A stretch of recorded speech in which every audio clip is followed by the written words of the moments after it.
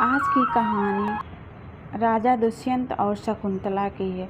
पूर्व वंश में राजा दुष्यंत नामक एक प्रतापी राजा का जन्म हुआ था, जो बहुत ही शूरवीर और प्रजा पालक थे।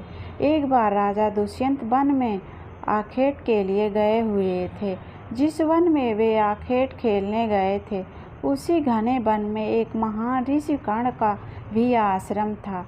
यह बात उनके सैनिकों द्वारा जब उनको पता चली तो उनके मन में कर्ण ऋषि से मिलने की अभिलाषा जागृत हुई और राजा दुष्यंत ऋषि कर्ण के दर्शन करने के लिए उनके आश्रम में पहुंच गए। जब उन्होंने आश्रम में ऋषि कर्ण को आवाज़ लगाई तो एक सुंदर कन्या आश्रम से बाहर निकली और उसने बताया कि ऋषि तीर्थ यात्रा पर गए हुए हैं। राजा दुष्यंत ने जब उस कन्या को उसके बारे में परिचय पूछा तो उसने अपना नाम ऋषि पुत्री शकुंतला बताया। राजा दुष्यंत को ये सुनकर बड़ा ही आश्चर्य हुआ कि ऋषि कर्ण तो ब्रह्मचारी हैं, तो उनके यहाँ शकुंतला का जन्म कैसे हो सकता है। और उसने उनसे रहा नहीं गया और उन्होंने उस कन्या से पूछ ही लिया। तब शकुंतला ने बताया कि मैं अप्सरा मेनका और विश्वामित्र की बेटी हूँ, जो मेरे जन्म होते ही मुझे जंगल में छोड़ आए। उसी समय जंगल से गुजरते हुए कर्ण ऋषि ने मुझे देखा तो वे मुझे अपने आश्रम में ले आए और पुत्री की तरह मेरा पालन पोषण किया। एक शकुंत नाम के पक्षी ने मेरी रक्षा किया था, इसीलिए ऋषि कर्ण ने मेरा नाम शकुंतला रखा। शकुंतला की सुंदरता पर मोहित होकर राजा दुष्यंत ने उससे विवाह करने का प्रस्ताव रखा, जिसे शकुंतला ने ही भी सहर्ष राजी की और दोनों ने गांधर्व विवाह कर लिया और वन में ही रहने लगे। एक दिन राजा दुष्यंत ने शकुंतला से अपने राज्य को चलने के लिए कहा, जिसे सुनकर शकुंतला ने मना कर दिया कि जब तक ऋषि कर्ण तीर्थ यात्रा से वापस नहीं आ जाते हैं और बिना उनके आज्ञा के मैं आपके साथ राजमहल नहीं जा सकती। यह शब्द शकुंतला के मुख से सुनकर राजा दुष्यंत को बहुत ही खुशी हुई और उन्होंने कहा, हे देवी, मुझे तो वापस अपने राजमहल को जाना होगा, क्योंकि मुझे राजपाट भी देखना है।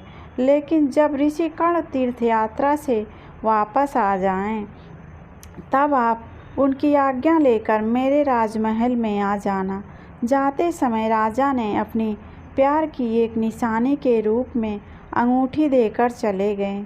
कुछ समय पश्चात एक दिन शकुंतला के आश्रम में ऋषि दुर्वासा जी आए और शकुंतला को उनके आने का जरा भी आभास नहीं हुआ, क्योंकि शकुंतला उस समय राजा दुष्यंत के ख्यालों में खोई हुई थी, जिससे ऋषि का उचित आदर और सत्कार नहीं कर पाई, जिससे क्रोधित होकर दुर्वासा ऋषि ने शकुंतला को श्राप दे दिया कि वो जिसे भी याद कर रही है वो उसे भूल जाएगा। शकुंतला ने ऋषि दुर्वासा से अपने किए की माफ़ी मांगी, जिससे ऋषि का दिल पिघल गया और उन्होंने शकुंतला को उपाय में यह बताएं कि यदि तुम कोई प्रेम की निशानी दिखाने पर याददाश्त वापस आने का आशीर्वाद दिया, और वे वहाँ से चले गए।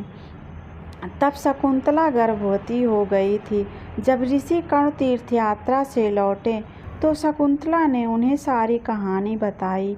ऋषि ने शकुंतला को अपने पति के पास जाने के लिए कहा, क्योंकि वह विवाहित लड़की को पिता के घर में रहने के लिए ठीक नहीं मानते थे।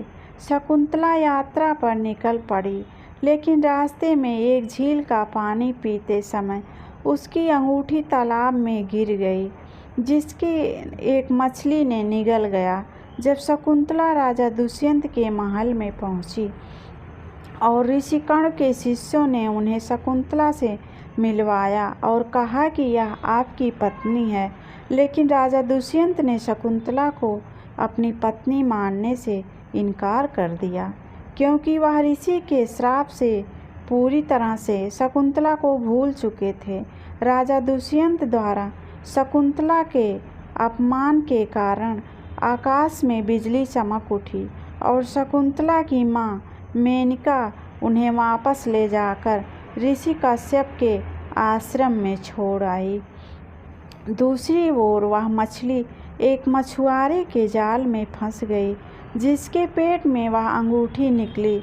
मछुआरे ने वह अंगूठी राजा दुष्यंत को दिखाई। तब राजा दुष्यंत को शकुंतला के बारे में सब कुछ याद आ गया। महाराज ने तुरंत शकुंतला की तलाश के लिए अपने सैनिकों को भेजा, लेकिन वह नहीं मिली। एक समय के बाद राजा दुष्यंत इंद्रदेव के निमंत्रण पर देवताओं के साथ युद्ध करने के लिए इंद्र नगरी अमरावती गए थे। युद्ध में विजय के बाद स्वर्ग के रास्ते से लौटने लगे, तभी उन्हें रास्ते में कश्यप ऋषि के आश्रम में एक सुंदर लड़का सिंह के साथ खेलते दिखा। वह शकुंतला का ही बेटा था, लेकिन यह बात राजा को नहीं पता था।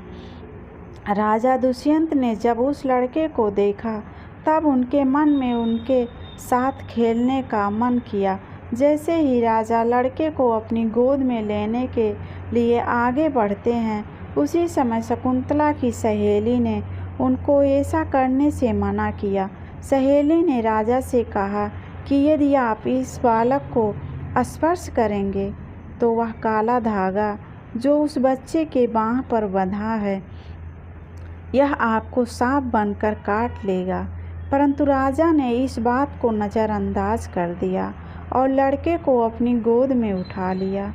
लड़के की बाँह पर बंधे काले धागे को तोड़कर, जो उसके पिता की ओर से एक संकेत था। जब शकुंतला की सहेली ने शकुंतला को सारी बात बताई, तो वह राजा दुष्यंत के पास गई। राजा दुष्यंत ने भी शकुंतला को पहचान लिया और अपने कार्यों के लिए माफ़ी मांगी और उन दोनों को अपने राज्य में ले गए। तो आज की कहानी राजा दुष्यंत और शकुंतला की यहीं समाप्त होती है। फिर मिलते हैं अगले वीडियो में। तब तक के लिए धन्यवाद।